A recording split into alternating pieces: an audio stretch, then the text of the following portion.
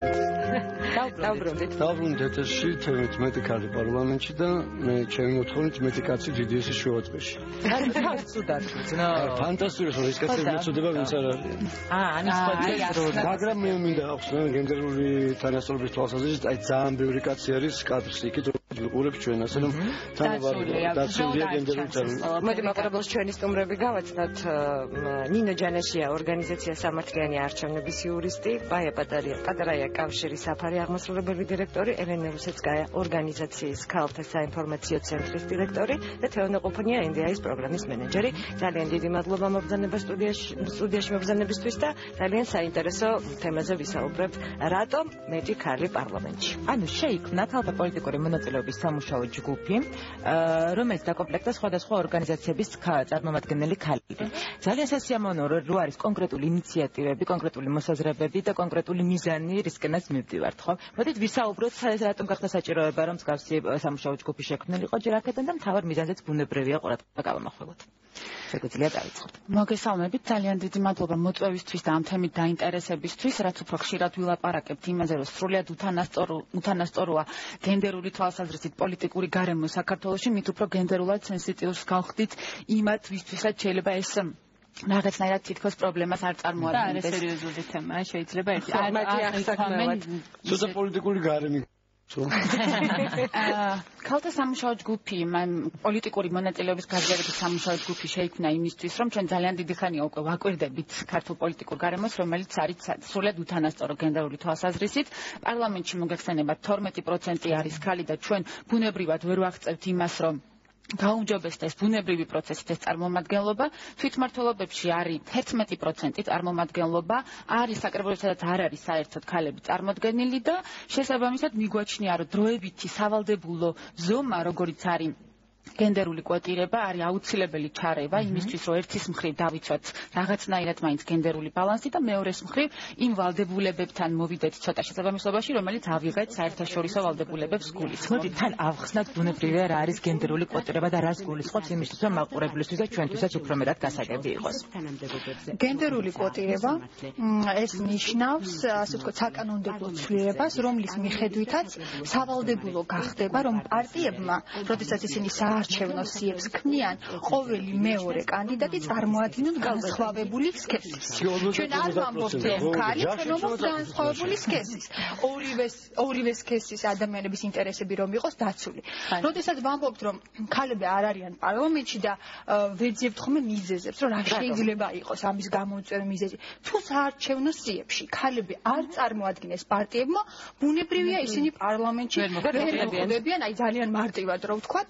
სწორედ ამიტომ ვინაიდან ჩვენ პარტიებს სამწუხაროდ თავისით არ უჩნდებათ სურვილი და мотиваცია რომ მეტი ქალი პოლიტიკოსის ჩართონ საარჩევნო მარათონში, ჩვენ ვფიქრობთ რომ აუცილებელია საკანონმდებლო რეგულირება, როდესაც ორივე სქესის კანდიდატები უნდა წარმოადგინონ. არა, მაგიტომ არ ვიძახი რომ კაცი ვარ, ქალის რო იყო. როგორ შეიძლება კანონმდებლობის დონეზე აიძულო პარტია, რომ სქესის თვალსაზრისით აირჩიოს, არაერთი წარმომადგენელი, სქესის თვალსაზრისით აირჩიოს ოპონენტი და არა პოლიტიკური მონაცემები. აუცილებელია რომ პარლამენტში იყვნენ პოლიტიკოსები, ქალი პოლიტიკოსები. შექმნით ქალთა პარტია და მიიღეთ მონაწილეობა. ქალთა პარტია საერთაშორისო არსებობს. მაგრამ ვერ იმარჯვებს. ნუ პრინციპში Google მაღაზია კოალიციის წევრი გახდა და ქალთა პარტიის წარმომადგენელი იყო. ეს სხვა თემა არის. ჩვენ საუბრობთ იმაზე, რომ პარლამენტში რა თქმა უნდა პოლიტიკოსები უნდა იყვნენ და პოლიტიკოსი ქართველი ქალები პოლიტიკოსები არიან ბევრი. აი თვითონ პარტიებში რომ შეიხედოთ შიგნით რა მდგომარეობა, მინიმუმ 40% პარტიებს ყავთ ქალები და ესენი არიან ძალიან აქტიური ქალები. რატო არ ეს არის პრობლემა, რომ ეს ქალები მუშაობენ ბევრს, ამ ქალებს იცნობს ყველა და ჩვენ ძალიან ხშირად ხედავთ მათ სხვადასხვა ტელევიზიიდან. პირიქით გონია რომ ბევრი ქალები კარგია. აქტიურები არიან ქალები და მიუხედავად იმისა, რომ მარტო 12% არიან სინამდვილეში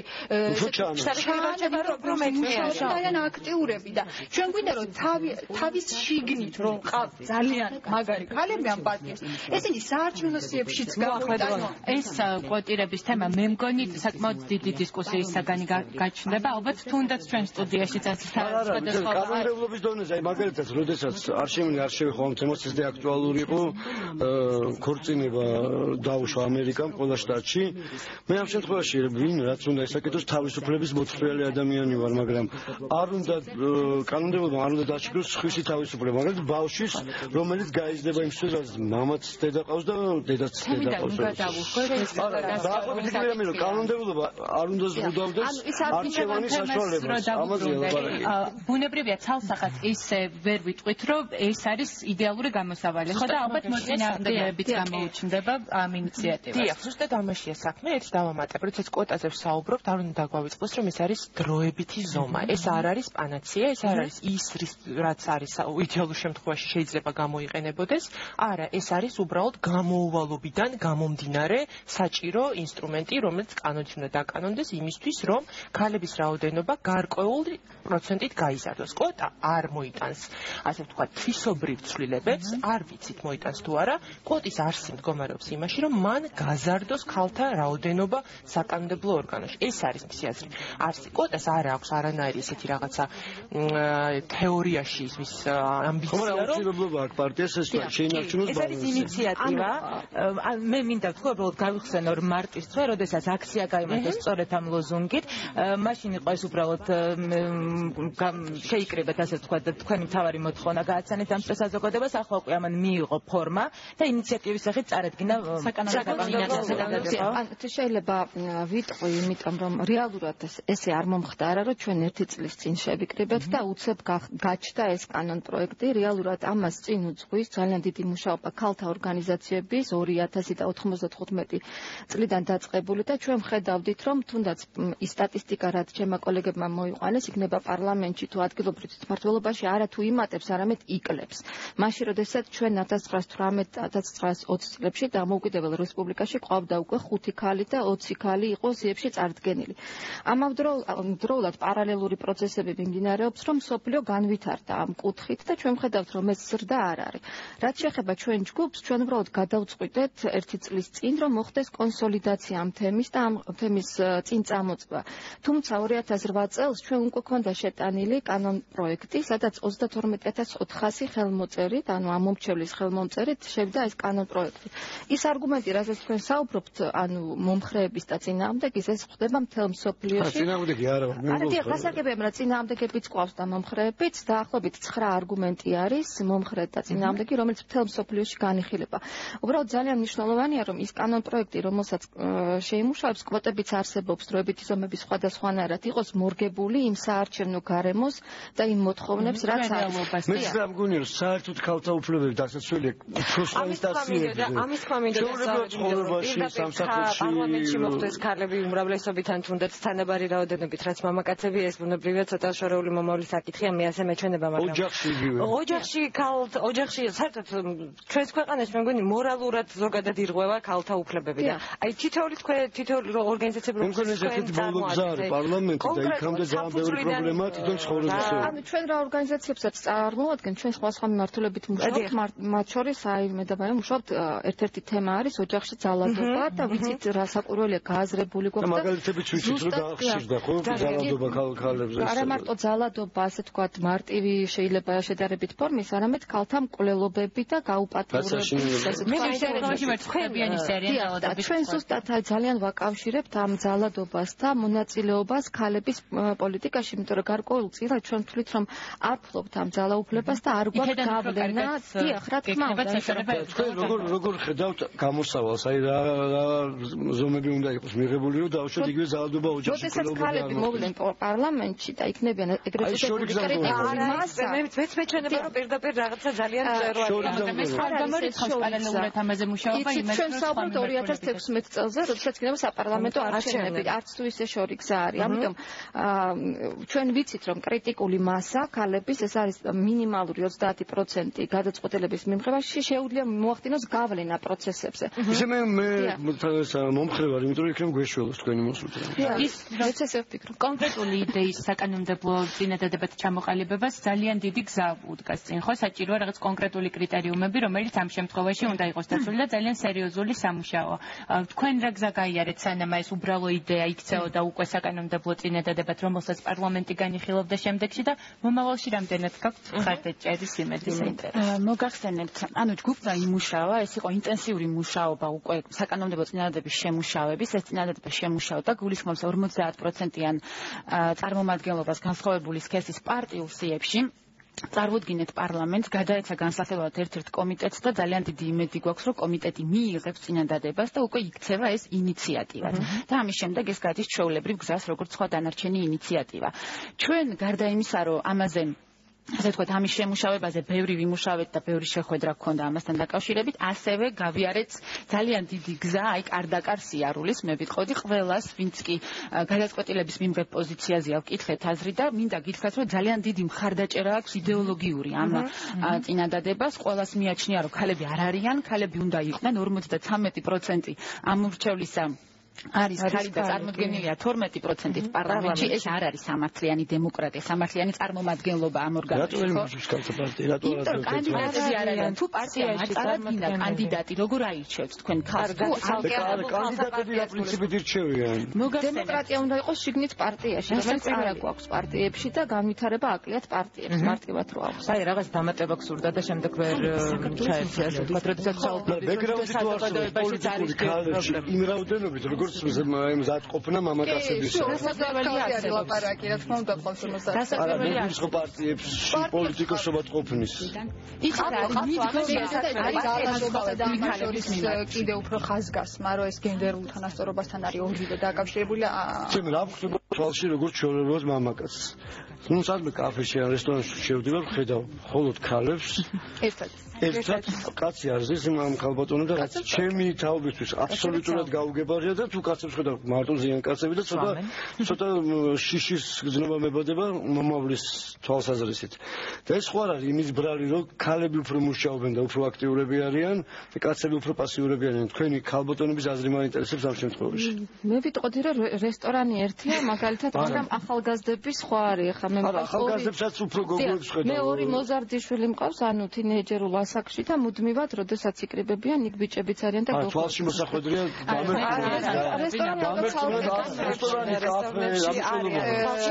გოგონების დაჯგუფებები. ეს აბსოლუტურად მარტივად დასანახი. ჩვენი აი საფუძველი ძირი პრობლემისა, იქნება ეს ოჯახში ძალადობა, იქნება ეს ქალთა დაბალი წარმომადგენლობა პარლამენტში თუ სხვა, რეალურად დაიყვანება გენდერულ უთანასწორობაზე. ანუ ჩვენთვის გენდერული ჩვეულებრივი ყოფაში, აი რესტორანი იქნება თუ ოჯახი იქნება თუ ქელეხი იქნება, არ აქვს მნიშვნელობა. იმდენად განსხვავებული როლს აკისრებს საზოგადოება ქალს და კაცს და დაუშვებად კაცეულობა, რომ ქალები უნდა იყვნენ თითქოს საშუალებელი განსხვავება არსებობს ქალებს და კაცებს შორის, მაშინ როდესაც არ არსებობს ესეთი ბუნებრივი განსხვავება და რაც მთავარია, ქალებს აქვს მეორე ხარისხოვანი როლი მინიჭებული და სახლი არის, ასე ვთქვათ, და ძირითადად შინაური, მათი არ არის. თვითონ ქალები რამდენად აღიქვამენ ამას პრობლემად? აი ამას ამას პრობლემად და იცით როგორ არის, ანუ მე წარმოვადგენ ორგანიზაციას NDI-ს, რომელიც ატარებს რაღაც პერიოდულობით კვლევებს, ჩვენ ჩავატარეთ არაერთი კვლევა და მათ შორის გენდერზე ჩავატარეთ უშუალოდ კვლევა. სხვა შორის, ანუ ეხლა რაც მახსენდება ძალიან ნათლად, ბარიერებზე ვიკითხეთ ჩვენ, რა არის ბარიერები ქალებისთვის, იმისთვის რომ ისინი პოლიტიკაში მოვიდნენ. და ნახევარზე მეტი რესპონდენტები აცხადებენ, რომ ოჯახი და სტერიოტიპი, საზოგადოებაში არსებული სტერიოტიპები არის ის ბარიერები, ანუ ოჯახური ვალდებულებები და საზოგადოებაში არსებული სტერიოტიპები არის ის ბარიერები, რაც ხელს უშლის ქალს რეალურად გადადგას ნაბიჯი და მოვიდეს გარისკოს და მოვიდეს პოლიტიკაში. ქალზე ძალიან ბევრი რამ დგას დღეს საქართველოში, ძალიან დიდი ტვირთი აქვს. ანუ ქვეყანაში სოციალურ-ეკონომიკური ფონი არ არის სახარბიელო და სადაც ანუ ქალები ძალიან სერიოზულად მუშაობენ და შემთხვევაში ოჯახის შემომტანებიც არიან. ბუნებრივია ეს განაპირობებს იმასაც, რომ რაღაც პროფესიები უფრო მოთხოვნადი ხდება, სადაც ვთქვათ მეტია შანსი, რომ ანაზღაურებადი სამუშაო იპოვო. განათლებასთან დაკავშირებული კვლევებით უტარდება ესეც საინტერესო, იმისთვის რომ მომავალში ეს პირდაპირ აისახება თუნდაც ამ კვოტირებაზე, რამდენად გვეყოლება იმდენი კანდიდატი, რომელსაც ვთქვათ მივცემთ ხმას და რომელსაც ვანდობთ ჩვენ მომავალს. ეს კანდიდატები არსებობს, ანუ ჩვენ ეს ყავს, მაგრამ აი განათლებასთან დაკავშირებით ეხლა ვერ ვისაუბრებ შინაარსზე, მაგრამ გვაქვს სრულიად ახალი კვლევა, რომელიც ეფუძნება აბიტურიენტების ნაშრომებს, რომლებმაც წერეს ორი თემა, ქალთა პოლიტიკური მონაწილეობა და ქალისა და კაცის პროფესიები და იქ ძალიან კარგად ჩანს ეს სტერეოტიპული დამოკიდებულება, მათ შორის დიდი ბოდიშით, მაგრამ ჟურნალისტებსაც ხშირად მოსდის მაგალითად ესეთი შეცდომა, რომელიც სუსქესთან არის დაკავშირებული და აქ ძალიან ხშირად ჩანს რამდენად აი გაბატონებულია სტერეოტიპი, როგორც გოგონებში, ისე ბიჭებში, რომ აბიტურიენტები ახსენეთ ეს ახალგაზრდაზეა საუბარი და ყველას გვახსოვს დიდი პერიოდი მატრიარხატის, ხო? როდის ასე მოგდა ესეთ რეალურად ისტორიულად. არა, ჩვენ არ გვახსოვს თორე ვიცი. არა, ეპოქაში მე ფაქტობრივად ისტორიულად მატრიარქატი არა. მე ისე გავუბრუნდები თუ შეიძლება ბაიას გამოვეხმაურები, მან ახსენა გენდერული უთანასწორობა. ჩვენ ამ გენდერულ კვლევაში დავსვით კითხვა, რამდენად არსებობს ქვეყანაში გენდერული თანასწორობა და გამოკითხულთა თითქმის 60%-მა თქვა, რომ საქართველოში გენდერული თანასწორობა არ არის. და ეს რიცხვი გაცილებით მაღალი იყო ახალგაზრდებში და იყო 68%. რაც არის ძალიან იმედის მომცემ იმ თვალსაზრისით, რომ ეს ხალხი ხედავს, რომ არ არის რეალურად ეს პრობლემა და ანუ პრობლემას აღქმა ხდება ამ პრობლემის, რაც ახლა ჩემი აზრით ძალიან მნიშვნელოვანია. ასევე ვიტყოდი კვოტის მხარდაჭერასთან დაკავშირებით მინდა ასევე ციფრებით ჩამოვაყალიბო ჩემი სათქმელი. ჩვენ გავაკეთეთ ეს ბოლო კვლევის პერიოდში, აღმოჩნდა, რომ ესე არგუმენტი, რომ კვოტას არ ემხრობა, საზოგადოება არ არის მზად იმისთვის, რომ კვოტა და ასე შემდეგ. ჩვენ დავსვით კითხვა კვოტაზე და ვიკითხეთ, რამდენად ესმით არსი, ანუ რამდენად ემხრობიან არ ემხრობიან დროებით ზომას. ჩვენი ქრები რას ფიქრობენ? და მინდა გითხრათ, რომ 70%, დაახლოებით 73, თუ ეს სწორად მახსოვს, 70% ზუსტად მახსოვს, ამბობს, რომ კი ის მომხრეა არსებობდეს გენდერული კვოტა. მათ შორის კაცებიც თვლიან, რომ აუცილებელია ხალი, მაგრამ კაცები, რა თქმა უნდა, თვლიან, ანუ ეს არ არის ცოტა დაბალი ციფრი. 70%. მე მგონი არავინ არ გიძახს პარლამენტში რას რეაქტიურებს პარლამენტში მოხდება. მაგრამ მეათრეც არიან ქალები, აი დავასრულებ ამ, აი რატო არ არიან პარტიებში. რა თქმა უნდა, ეს ქალები არსებობენ, უბრალოდ დამოკიდებულება პარტიების არის განსხვავებული. თავ კანდიდატს თხოვენ აბსოლუტურ სრულყოფილებას, მაშინ როცა იგივე მოთხოვნა, შეიძლება ოფიციალურად გახმაურებული არსად არ არის, მაგრამ სხვა კრიტერიუმია ქალის არჩევისას და აი ეს არის ის უხილავი ბარიერები, რომელიც არსებობს მენტალობაში, საზოგადოებაში, პარტიებში. და უბრალოდ რომ გავიხსენებთ აი ინციდენტს პარლამენტში, ჭუბის ინციდენტს, სპაიდერმენებით რომ მოფრინავდნენ ასე ვთქვათ პარლამენტარები ჰაერში, ხო? ანუ აი ამ კონტექსტში ჩვენ უფრო მეტი ქალი ვყოლოდ და მე ვფიქრობ, რომ აი ასეთი პროცესი არ გამიწევს. ხაზი გამესმა თეონას ოჯახი ახსენა და რეალურად კვლევის შედეგი. დაბრკოლება ასევე ზოგიერთ ქალისთვის აი ამ სტერეოტიპებზე დაყრდნობით, იმიტომ რომ ბევრ ქალს აქვს დაბრკოლება არ იმუშაოს, არ წავიდეს, არ გავიდეს სახლიდან და ეს არის ვიდრე ქალბატონები გაიცავენ ქალბატონების უფლებებს პარლამენტიდან. კაცებიც ცდილობენ, ასე თქვა, დამოზირო ოჯახი. პარლამენტში ვზივარ მოკლედ და მოგესალმებით. ძალიან დიდი მადლობა. და ყველა ჩვენ მაყურებელ ქალბატონს ვუთხრეთ, რომ მაქსიმალურად აქტიურები უნდა იყვნენ საკუთარ ცხოვრებაში, არ აქვს მნიშვნელობა სად მოღვაწეობდნენ პარლამენტში. ჩვენ მოგცემთ ხმას. ხვალ შევხვდებით ერთმანეთს, ჩვენი გაცემა დასრულებულია, ხოლმე 12 საათზე პირდაპირ ეთერში. ნახვამდის.